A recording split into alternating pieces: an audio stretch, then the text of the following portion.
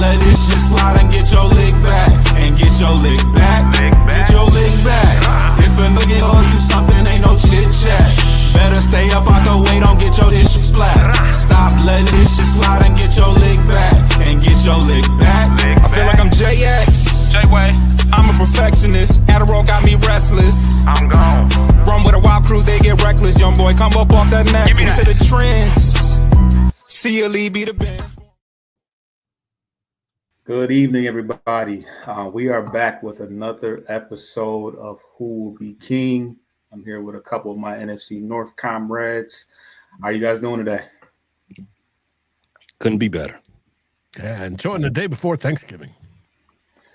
Yep, we do not have long to wait to get a chance to watch some football. A lot of football. We got games all the way. I think there's games on Friday too now, right?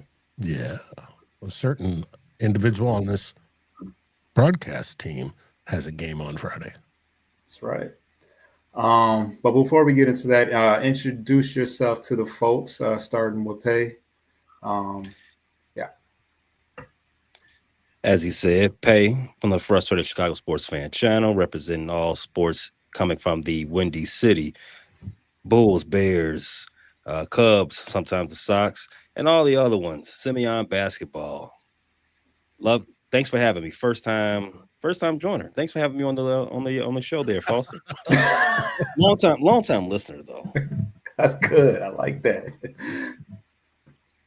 And I'm Dave Stefano from Vikings First and Skull, and first time caller as well. Now, we've done this well over 100 times already, believe it or not. Yeah, we probably got some new people in here. We gotta, it's Thanksgiving. Gotta include all crowds. But before we get into the preview of the games on Thanksgiving and beyond, we did have a week 12 schedule where we all played at 1:00. I guess we can start with the first place team and see why they remain in first place. Pay, what happened last week? Ooh, say that one more time. Just say that line one more time. Let's start with the first place team.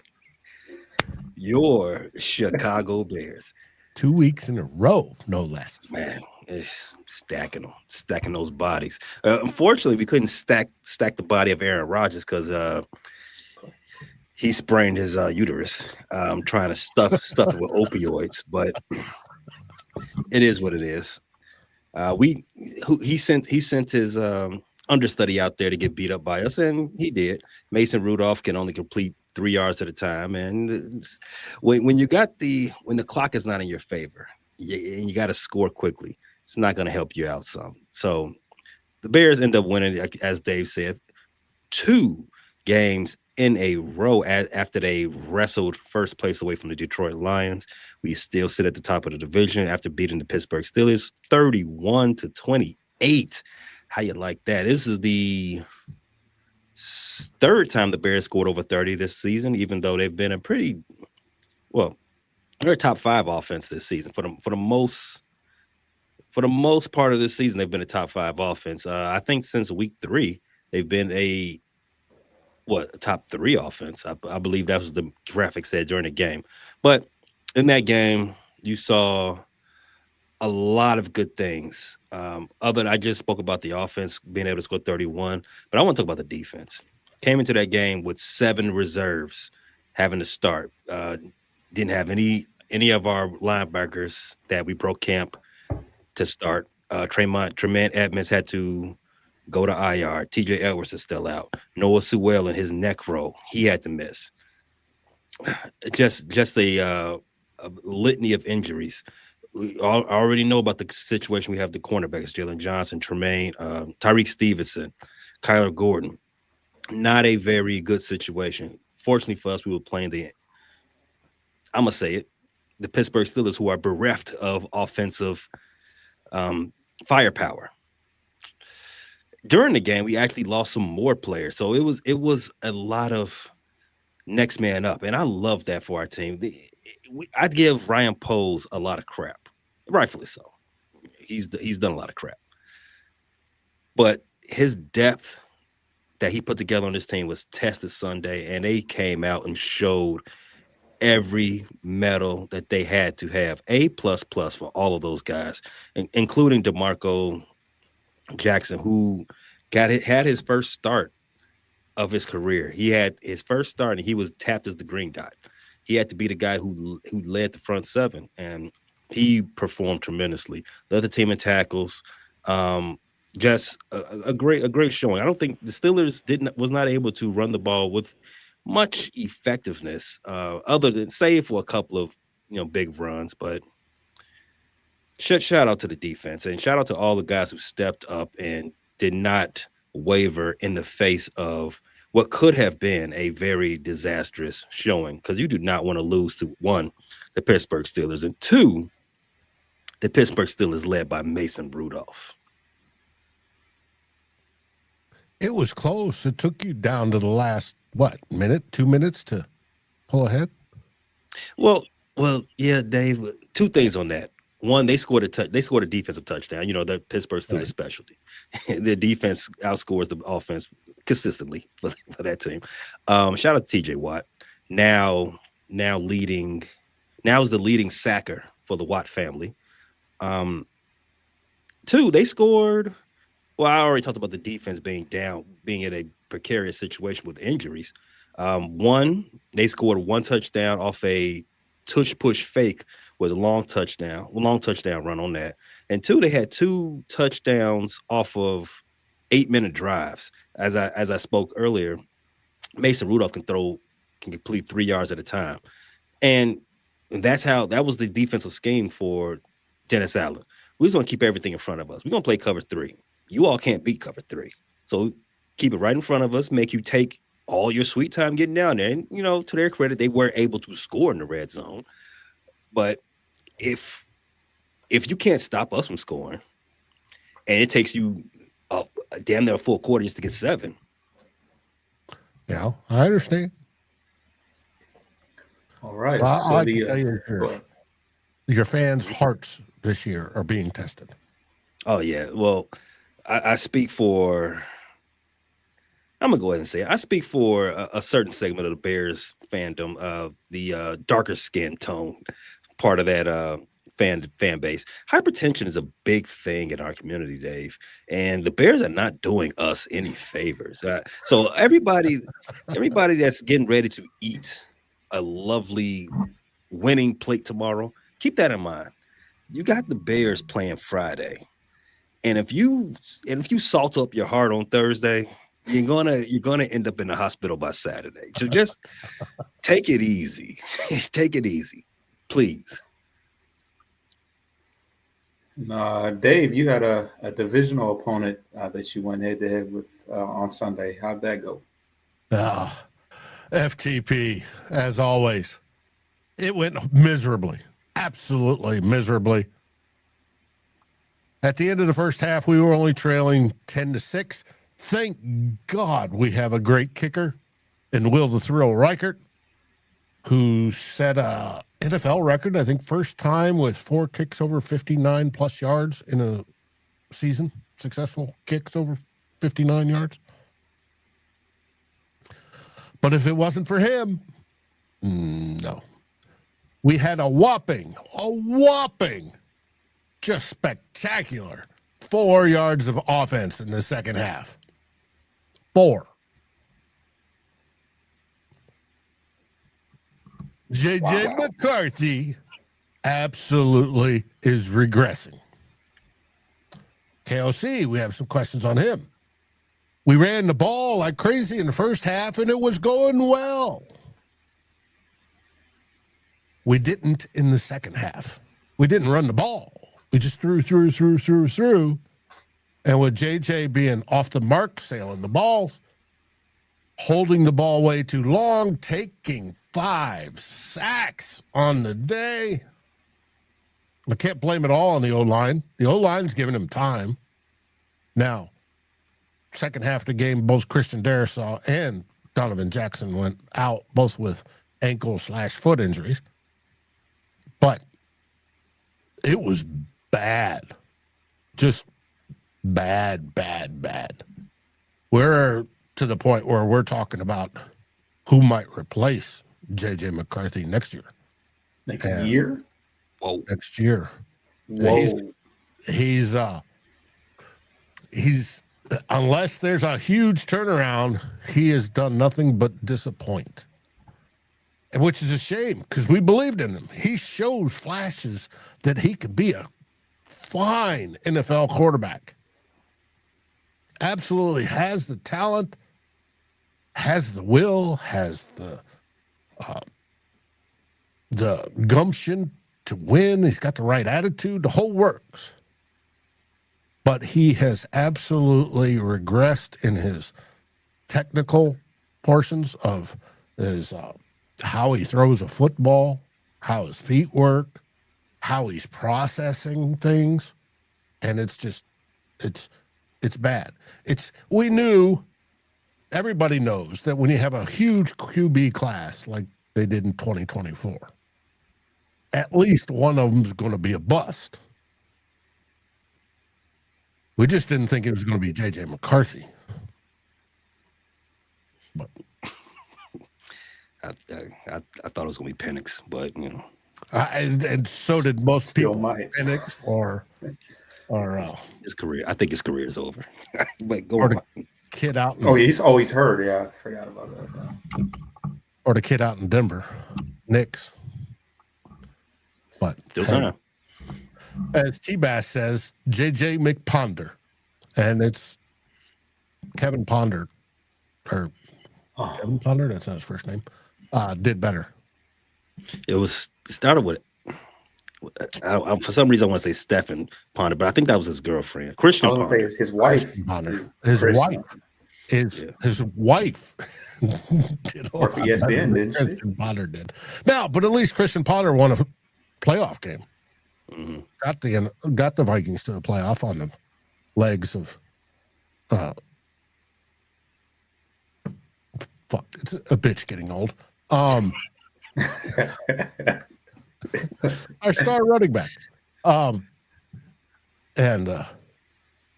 Oh, you talking about Adrian Peterson? Adrian Peterson. There we go. All day. Yes. Oh, yeah. That helps. But it was what it was. And it's bad. But we most likely will have a different quarterback this week because J.J. McCarthy suffered a concussion during the game. At least he supposedly self-reported it on the flight home. Mm-hmm. I got a question, Dave. I know when we was doing our shows over the off season, and you were dispelling some rumors and beliefs out there, but now that we've gotten to this point of the season with JJ McCarthy, and you're saying he's regressing, he's looking like he's regressing. Was there actual smoke in the rumor mill that KLC was hiding him, during training camp when he was mostly practicing against the second team defense, and during the season when he got hurt, and there was a discussion with, should they just keep Wentz out there and not even bring JJ back? I mean, was that accurate? I don't think so, but I don't think so. And congratulations, Dalton. No, I don't think so. I think the game plan has always been J.J. McCarthy. They believed in J. McCarthy, even though the Vikings offered Sam Darnold and Daniel Jones contracts last year. It was with the understanding that they believed in J.J. McCarthy and he was the future. You expect a top 10 draft pick to be that guy. Now, there's the whole question of, did people evaluate him out of college correctly because of his low snap counts? Especially when it comes to passes, all that sort of stuff, the style of ball he played, and all that's being brought up. There's possibly a whole college scouting department of Minnesota Vikings gets fired this offseason which I wouldn't be too disappointed with. And that's just me speculating. I don't know that for a fact, but it's me speculating. Now, will he play this weekend? We'll get to that here when we talk about this weekend. All right. So the last game we're going to talk about is the Detroit Lions against the New York Giants.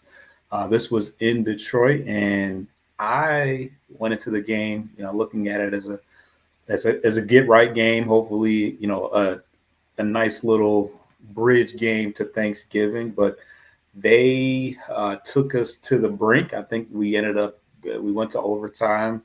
But yeah, Jameis Winston had himself a game. It wasn't a great game as far as completions are concerned. He only completed 18 of 36, but the completions that he did connect on were consistently over 20 yards. In fact, that's what the average was. He had 366 yards passing.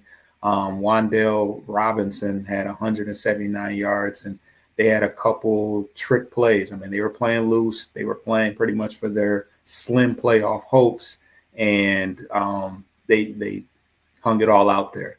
They had a flea flicker early on in the game, which resulted in a long bomb to Wan'Dale Robinson. And then later on in the game, they had a throwback where Jameis Winston got his first completion. He made a little juke move and a stiff arm on Derek Barnes and got into the end zone, hit us with the blade dance. They were feeling it. They were swagging. They were kind of taunting the Detroit crowd. But Jahmyr Gibbs, needless to say, bailed us out. He had 219 yards rushing the ball. Jared Goff had a pretty par for the course day for himself, and Amon-Ra had 149 yards himself.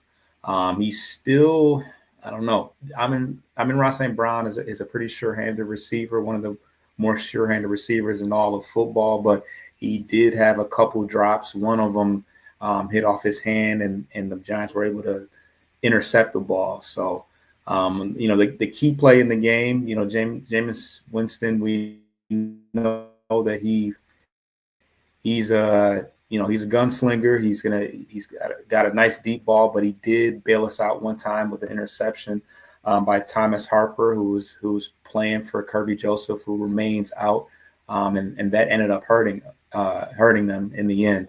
The other controversial play in the game was when they were driving down and they had an opportunity to kick a field goal, which would have made it a 6-point game, making us have to score a touchdown to end the game, but they decided to go for it. And Malik Neighbors actually had some things to say about that at the end. Basically kind of feels like they were trying to lose. He would later go on to delete the tweet, but the damage was done. The Lions will go down and kick a 59-yard field goal, a 59-yard field goal, send it to overtime. And I think on the first play from scrimmage, Jahmyr Gibbs took it to the house. That dude is I think he's probably the most dangerous player on any given play. He can take it, he can turn it into a home run and take the ball as far as it needs to go. So, he bailed us out of that game. The defense has looked good lately, but a lot of broken coverages, a lot of big plays in the secondary. Definitely, were some shakeups after that. A couple guys lost their job, in spite of the fact that, the secondary, DJ Reed was back. DJ Reed looked good. Still waiting on Terrion Arnold, still up in the air whether or not he'll play today, but this would have been a very detrimental game to lose. We were able to pull it out. A lot of fans were ready to jump off the wagon. Some people still don't believe after this game. And, losing to the Giants, I don't blame some of especially the pessimistic people that are waiting for something bad to happen. So, but we ended up pulling it out. 3 targets from Jameson Williams,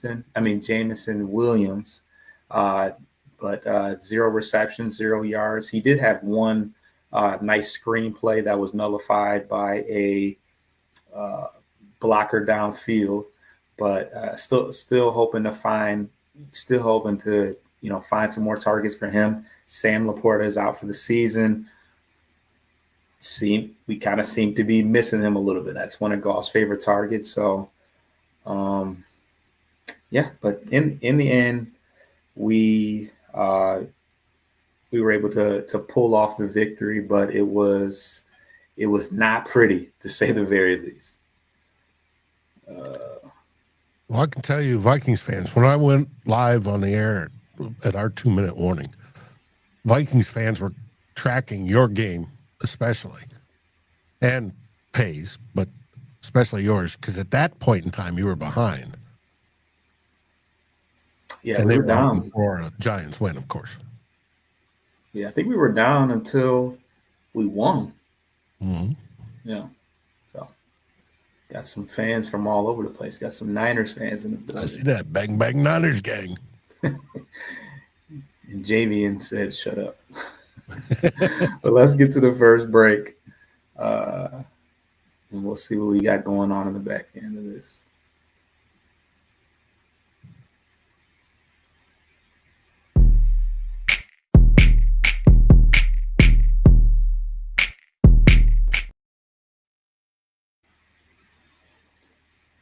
Now, Foster, you do have some news today. We do. We have some. It's almost like they waited for knowing that the show was about to go live. But our 4-time Pro Bowler center Frank Ragnow has decided to come out of retirement, which is a very big deal for us. We have a lot of injuries on our interior offensive line right now. Christian Mahogany's out, and Graham Glasgow is also going to be out for the Thanksgiving game. Ragnow will obviously not be back for this Thanksgiving game, but I said it offline. Dan Campbell might have sent in a specific call out to Ragnow because we're in dire straits right now on the interior. But once we get Mahogany's gonna be back for a while. I think Glasgow will be back pretty soon. Miles Frazier, who we drafted, I think in the 4th or 5th round, was a full participant in practice and is questionable for the game today. He will be able to help out as well. But that, once everybody is relatively healthy, that will shore up definitely our biggest weakness, and something that has been a topic of conversation all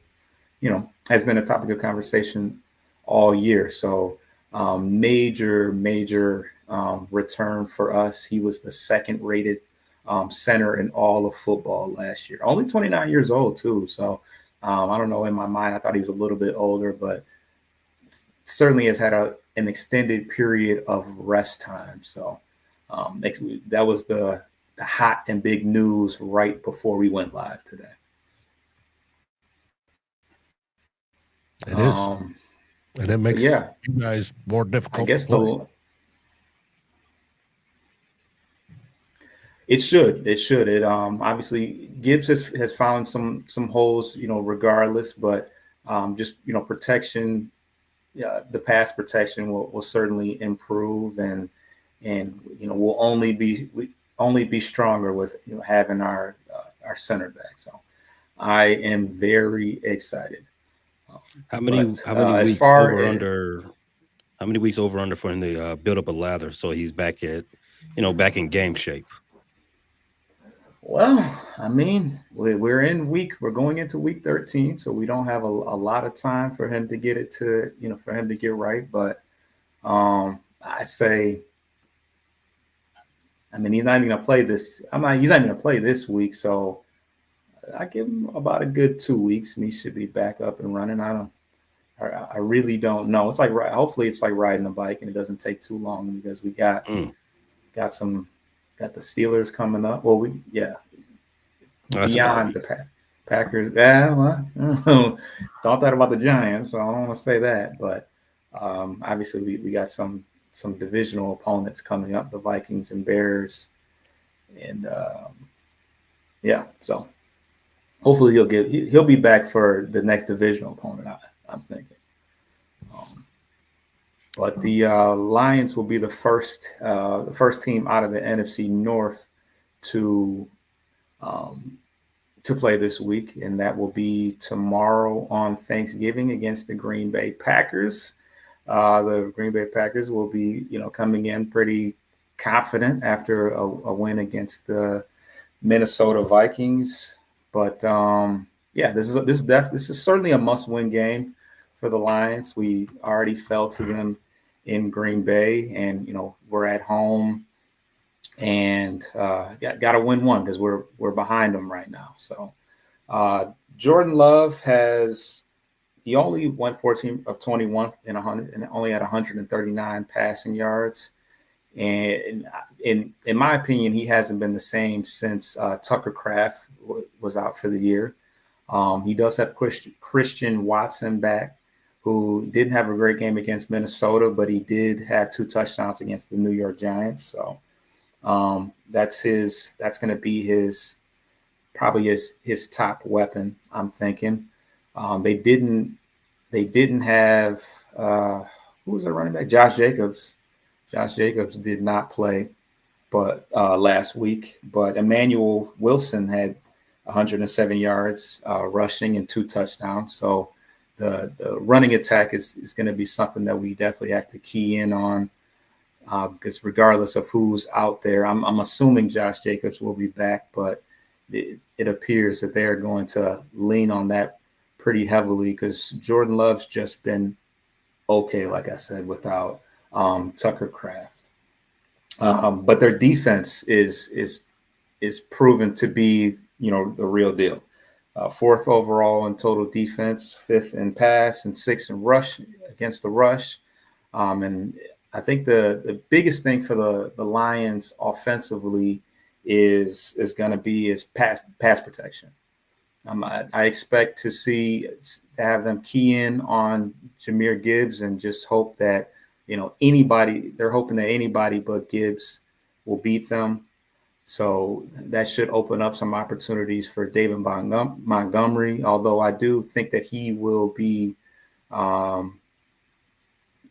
he'll be utilized in pass protection quite a bit. They're going to move Gibbs around between the backfield and spreading him outside.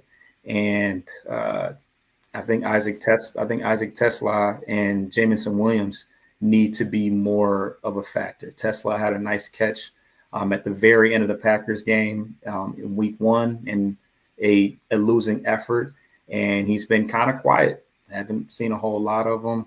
As I said previously, Jamison Williams had three targets last week, 0 receptions that counted for anything.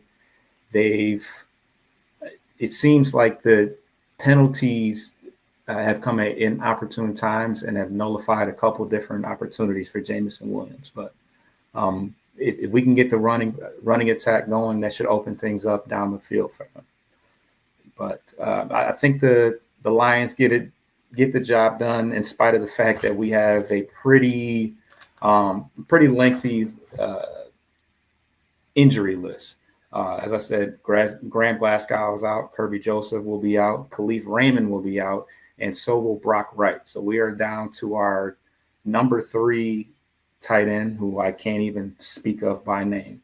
I know we moved Jackson Meeks, who came in as a practice squad receiver. We moved him over in emergency to tight end. As far as the guys that are questionable, Terrion Arnold, Marcus Davenport was a full participant at practice, so we might get a chance to see him. Shocker. Yeah, full participant of practice, and he's questionable. So the opposite side to Hutch has been kind of quiet. So Al-Qadim Muhammad has been contained pretty good. So we'll see if Davenport is able to suit up. And Miles Frazier was also a full participant in practice. So hopefully he'll play some interior offensive line for us. Well, I can tell you that Green Bay does not defend the run well. And I think that gives you guys the 2.5-point favorites that you're showing right now. I could tell you another thing. that even though it's Toyotathon, I don't think Jordan Love's going to keep it up right now. No Diddy. Without Tucker Craft and Jacobs being out, I think the Toyotathon mystique is going to wear thin on your boy J Love. I like Detroit in this week. They got pretty busy on us a couple 2 weeks ago. I mean 2 years ago on Thanksgiving. So I'm hoping for better fortune this time. Y'all not gonna let it. Y'all not letting them sweep y'all. Come on. Yeah, I hope not. Detroit's always been part of the Thanksgiving Day tradition, and I still make remember some turkeys. Yeah, and I still remember, whether it be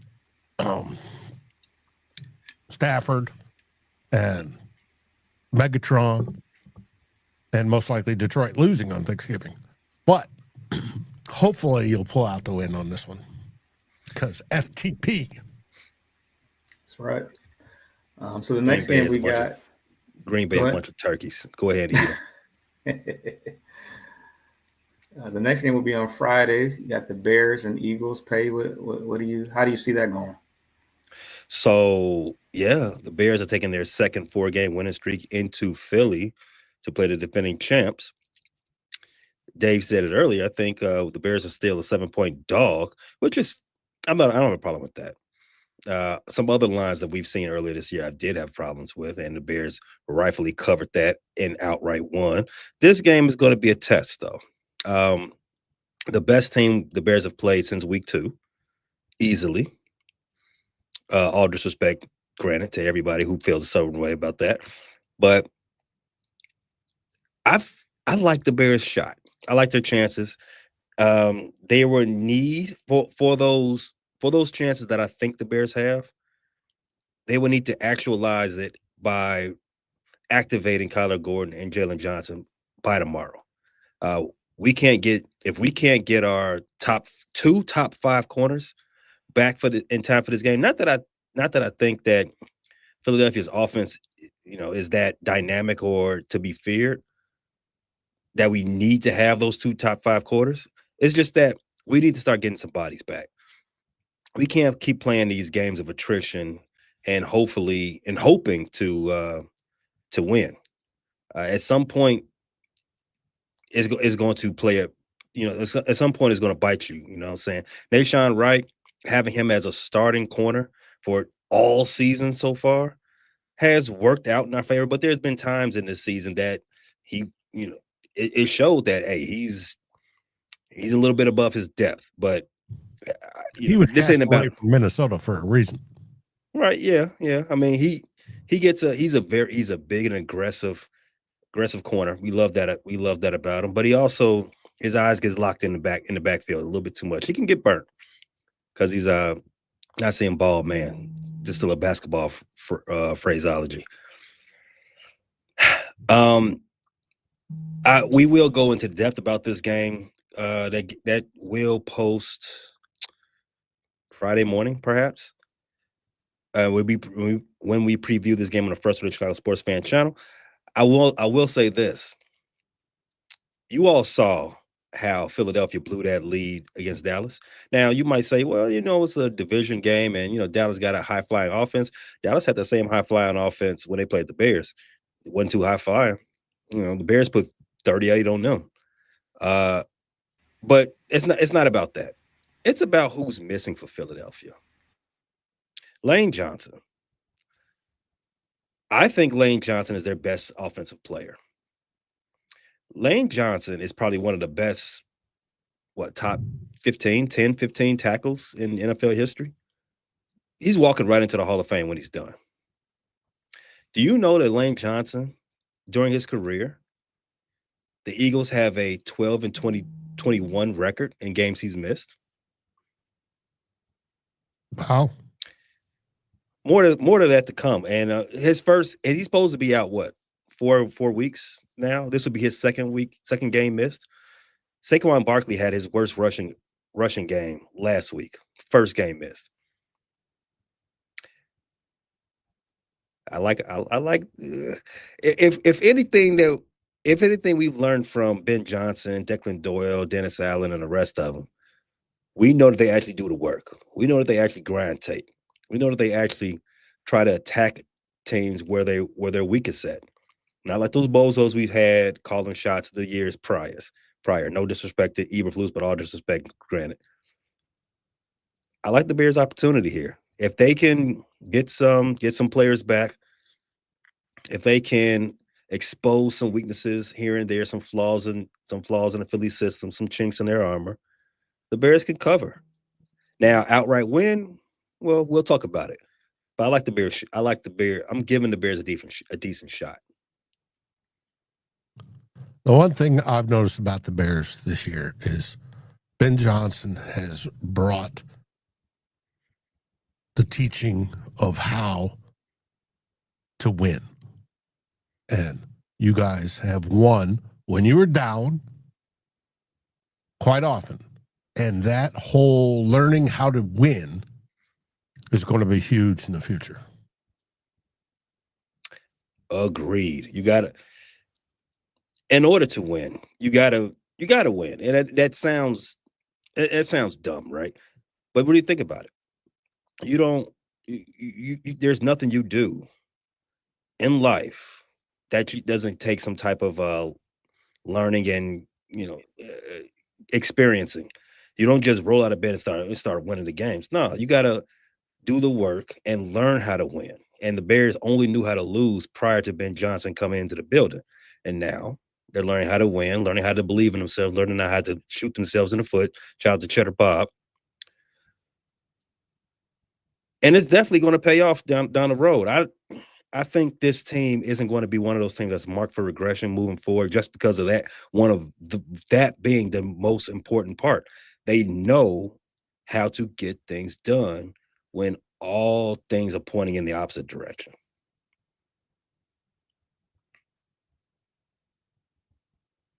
Yep. And it's disheartening for the rest of the division. Yeah. All right, Dave, you got the last game of the week. You guys play on Sunday? Sunday, the late afternoon game out in Seattle. Ooh, you playing football on Sunday? That's so outdated. I know.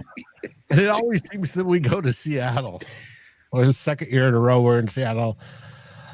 And we play Seattle almost every year for some stupid reason.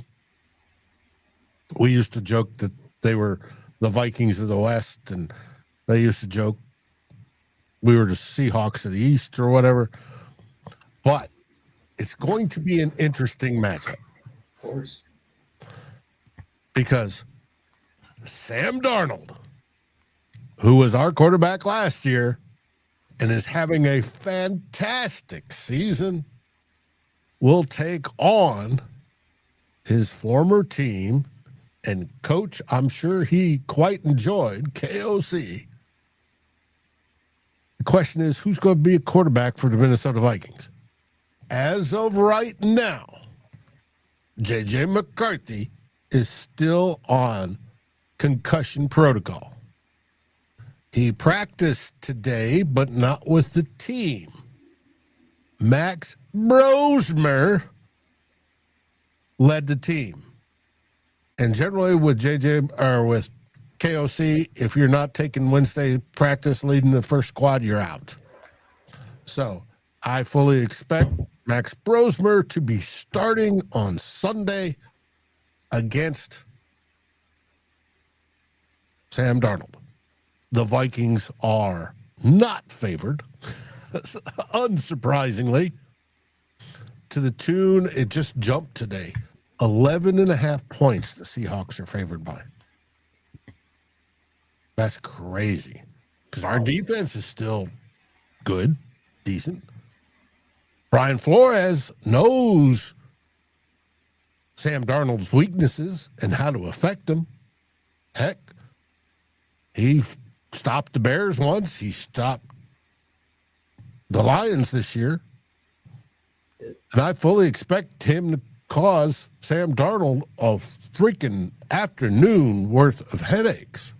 But not JSN though, right? I kind of need him. I kind of need him right now. Look for him to be kept under 100 yards. Ooh. Has anybody done that? I don't think He's so. he's the best receiver in football right now, isn't he? Well, I know, but he's putting not a, gonna he's go putting a, 200 plus. Like he's he did closing in on Calvin Johnson's record. That's Yeah, that he's is amazing. closing in on the record Of Period. what? Receiving yards. for well over 2,000. That's crazy. But But you're gonna hold him to under 100 yards? Why? just because Brian Flores plays defense that way, we take out the most important. It comes from the Bill Belichick school. We'll take out your most important player and let you beat us otherwise. We did it with the Lions.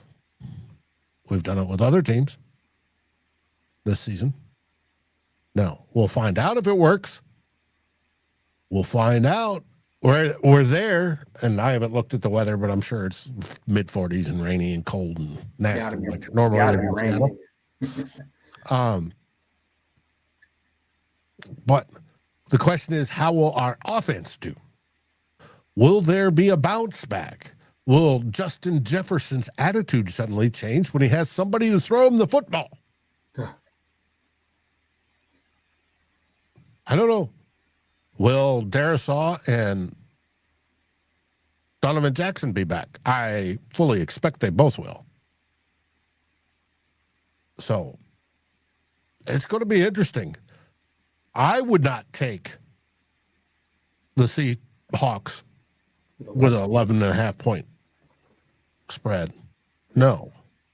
But could they? Yeah. But I fully expect Max Brosmer to be adequate and better than J.J. McCarthy's been playing. And that, to be better, is a low bar. Right. It is a low bar, Yeah, but that's I don't even know who Max Brosmer is. Me either. I couldn't tell you $1 million where he went to school. He's undrafted free agent. Wow. Shocker. He played most of his career at University of New Hampshire before transferring to University of Minnesota, Oh. which he led, and he had one record in the NCAA. But he's been around a while. He's only 2 years older than J.J. McCarthy. But he's not going to rifle the ball 100 miles an hour like J.J. McCarthy does. He doesn't have that talent, but he can throw the ball 40 or 50 miles an hour, or 40 or 50 yards downfield with no problem. He's a quick processor, and he's very, very good over the middle in the intermediate range, which is where KOC loves to play football. Match made in heaven, then. That's what you needed. Well, it very well could be, but we're going to have to find out.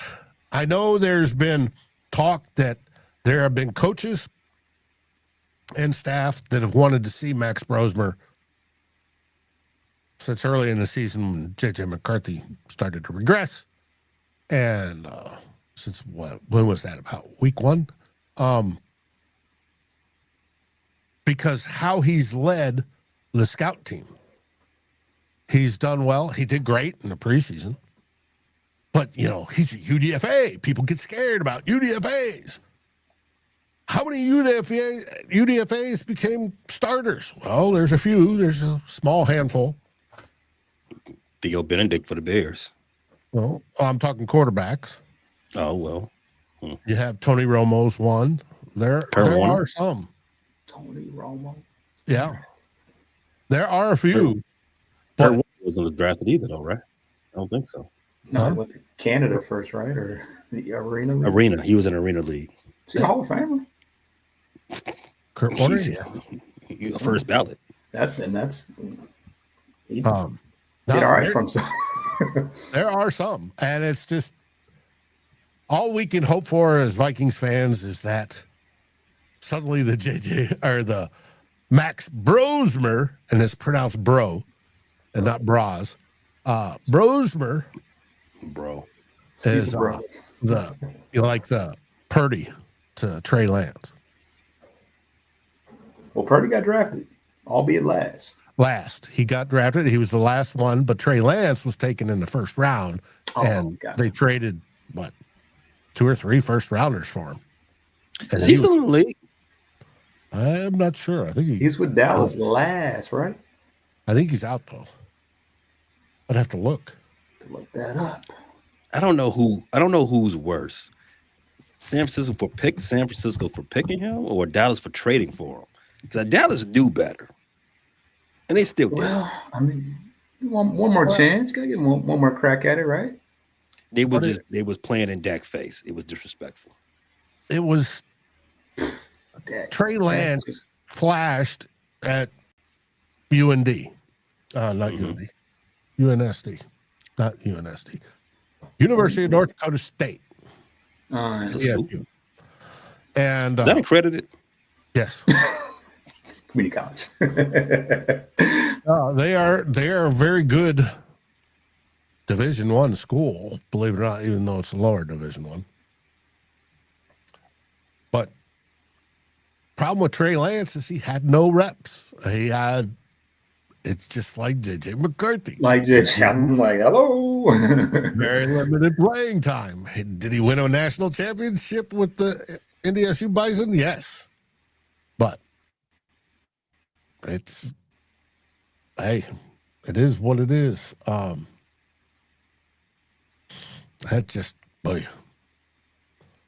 Trying to think, where did he play last? It's not telling me.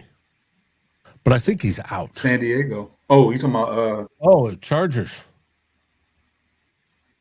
Showing active. Not San Diego, we're at LA. Yeah, Chargers. Played 2 games this year, It's it looks like. Mm-hmm. And Not JJ 2 McCarthy games, will not always 2 stick in because he's a first-round draft choice and it's top 10, and he's going to probably bounce from team to team once we release him. But if we release him, if he doesn't figure it out. Damn, you ready to let him go. That's crazy. People are pissed. Rightfully so. It's the KOC. He's supposedly the QB whisperer, right, T-Bass? I know T-Bass is in the comments. He's supposed, KOC is supposed to fix quarterbacks. Now he picks and chooses which ones, but he's the one that drafted him. How many starts is he in now? Like 5? 6. He's won 2, lost 4.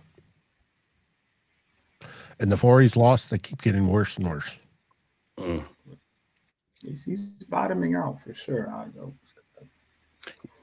mean, can you get any worse? Eddie keeps getting hurt. I think that's the bigger part. And that's another big deal. That does not help. He had the meniscus that cost him his rookie season. Then he had the high ankle sprain early this year. Then he had his throwing hand? Yeah. That he bruised. And then now the concussion. And the term injury prone is coming out. That is valid. It's definitely looking like that. What was it? What's the name of that board game? Operation. Definitely looking like that guy from him right now. Yep.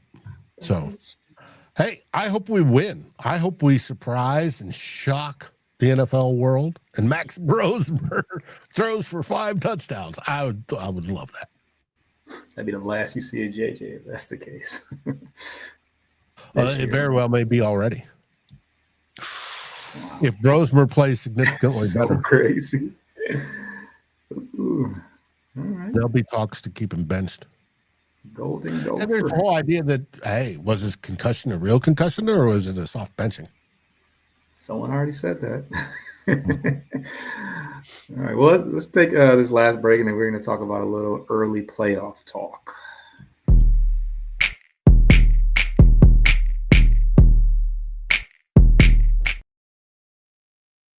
All right. Let's see if we can pull up the playoff picture here.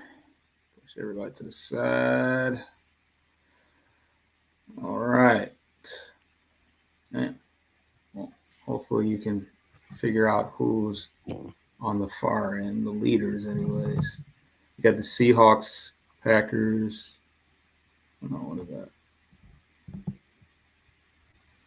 Rams. Eagles. So, okay, so as we look at the current playoff picture, obviously the The Bears are in, of course. The Lions and Vikings on the outside looking in. From the in the hunt portion, anybody, I'll eliminate the Lions as far as my guess, but who do you see falling out of the wild card and from the in the hunt getting into the wild card picture? So out of the wild card, you got the Seahawks, Packers, and 49ers. And in the hunt, you have the Detroit Lions, followed by the Carolina Panthers, Dallas Cowboys, and tied at the last two spots of in the hunt graphic, you got the Atlanta Falcons and the Minnesota Vikings at 4 and 7. Falling out of the wild card. Vikings and Falcons haven't been mathematically eliminated yet. True, but they're in the graphic. I for the last 5 years, I just wanted to be in the graphic, Dave. Oh, okay. I fully understand that, Pay. Hey, I've been there. I've been there. For you, just not for us, but for you. Just give me some hope. Just give me some hope, and that was perfect. But right now, in the wild card, for the three teams that's holding a wild card spot right now, if I had to pick a team that's going to fall out of it, it's easy pickings, right? I think we're all thinking the same thing. Those Wisconsin guys, get them out of here. And it's not just hate that I'm saying that for. I mean, just check it out. We expect Detroit to flip them at some point in the division, right? I think. And this week is the perfect time for that to happen. Detroit go ahead and win that game. Vegas thinks they're going to win that game. I think they're going to win that game. They fall right out of it. I think that's the easy pick. Does anybody disagree with Green Bay being the one that falls off that wild card line? No, that's what I want to see. And they've got a tough schedule ahead. Yeah, they got the Bears twice. They've got the Lions. They've got the Bears. Then they've got the Broncos at Denver. Then the Bears. And then the Ravens. And then us in the end playing spoiler. Yeah, that's tough. Denver. Yeah, outside of the Lions, the Cowboys. I mean, I would say the Panthers, but the Panthers they already lost pretty big. They didn't look great against the 49ers. And yeah, the Cowboys there, the offense seems to be clicking. Dax look good. They got a nice two-headed monster with CeeDee Lamb and George Pickens, who I feel like Pay, you were kind of like, you weren't crazy about Pickens, but he's been pretty solid. Even Lamb's been hurt this year, and he was able to hold it down. It's CeeDee Lamb that's out here looking like George Pickens. Can you catch the ball, bro? Can you catch the ball? You killed one of my fantasy teams already. Thanks. Can you help out the other one? Can you catch the ball? Whereas George Pickens is having his career season. You know what's crazy is the Pittsburgh Steelers could use a guy like George Pickens right now. Ain't that something? And I hear it from our Steelers friends. I heard it this morning. What is DK? Is DK doing anything over there?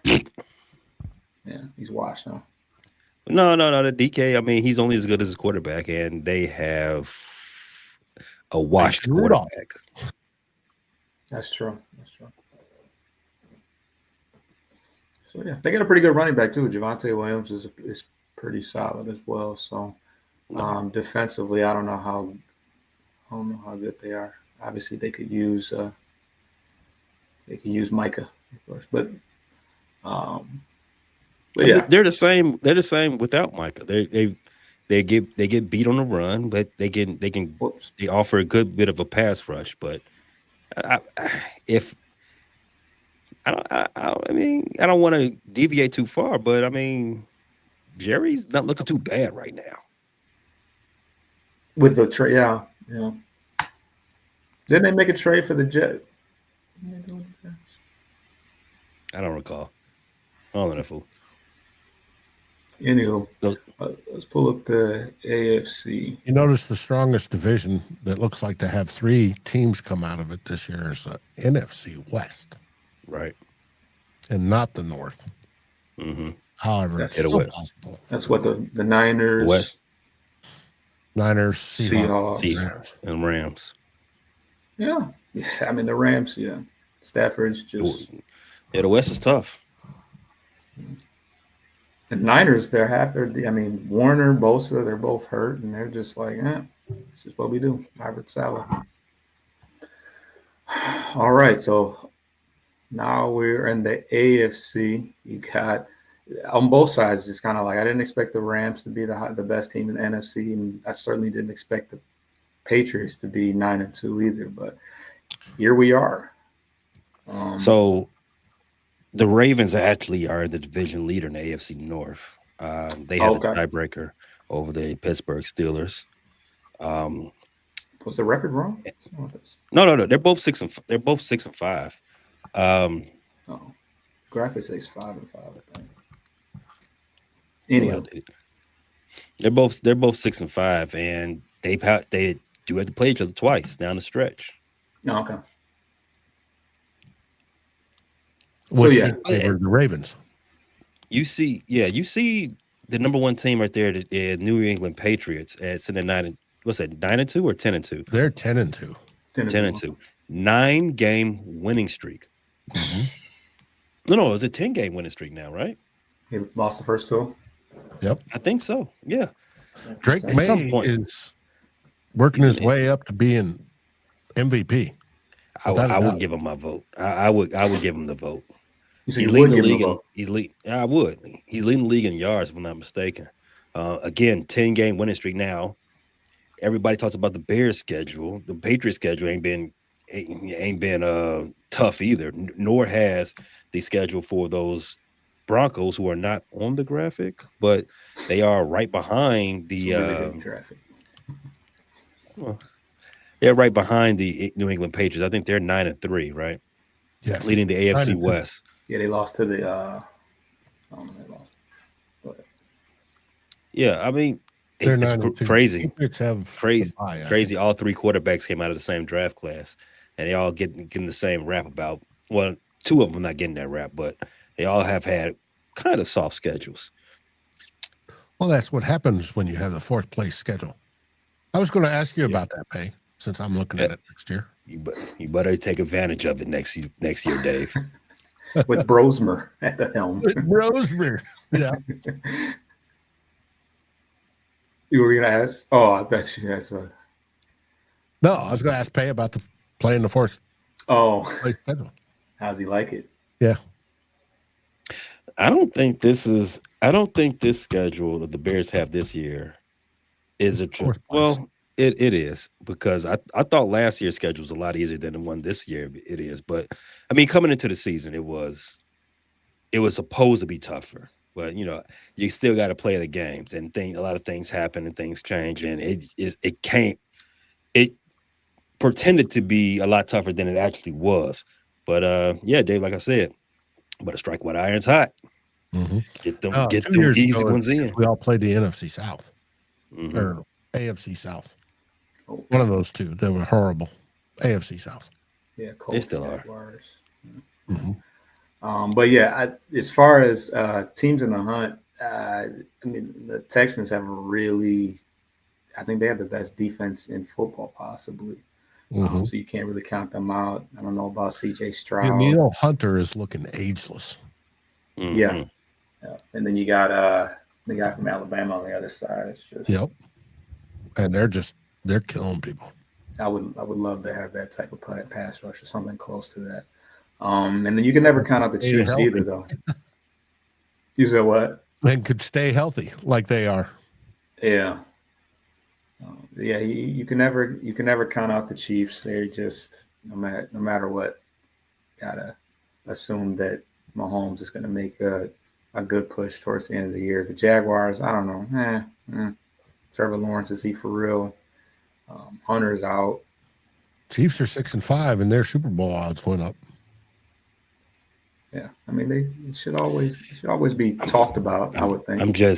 I'm just really annoyed by the glaze of the Kansas City Chiefs. But I'm not going to do it right now. I'm not going to do it. They're not going to even make the playoffs. You know, they play Dallas tomorrow. And that is expected to be a record-setting Thanksgiving Day game for attendance for viewers. Well, I won't have my views. But that will wrap up the show for the week. I want to wish all the viewers happy Thanksgiving, and my fellow host happy Thanksgiving. But what do you guys have going on for the rest of the week? Over at the Frustrated Chicago, we will be previewing the upcoming game between the Bears and the Eagles. Expect that to hit your airwaves, where I just dated myself, airwaves. I would expect it to hit all of your RSS feeds on Friday morning, sometime before the game. I don't want to bother you on Thursday. I know you're going to be stuffing your face, enjoying the sports holiday that it is. And so Friday, grab your leftovers. Check us out on YouTube, Spotify, Apple Podcasts, anywhere you get your podcast. Check out that preview before you watch the game of the two division leaders of the NFC North and the NFC East. Elsewhere, coming on right after this, we will be talking pay dirt. We will be getting in those weekly bets, because the games don't stop. Gambling never stops. But check us out, First Rate Chicago Sports Fan Channel. Now, Vikings First and Skol. Today I put out a Skoling with Friends episode. Tyler and I were invited on to Hawk's Nest, and we had Mr. Kane, Brandon Kane, hosted us, and we converted it. Went out on podcast this morning, and the link to the podcast, if you want to watch it's in the write-up. We have tomorrow morning, because Tyler is down in Mexico. He made it out ahead of the snow this morning, and he's somewhere in Cancun enjoying Tecate beer and margaritas. We did pre-record the Seahawks preview. It will go out tomorrow morning on YouTube, because we want to do it before the game starts, so you can watch that and then sit down and have a full day of football and food.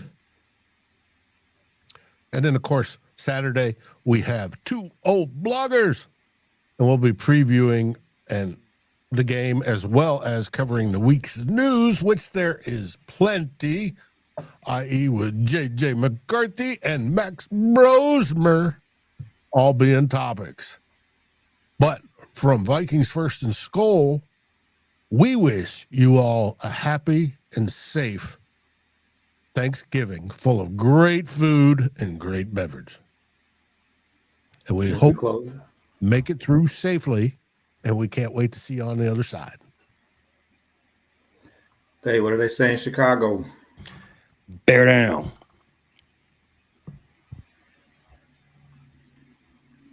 Dave? Of course, we say Skol Vikings! Thanks, everyone. Get your lick back. If a nigga gonna do something, ain't no chit chat. Better stay up out the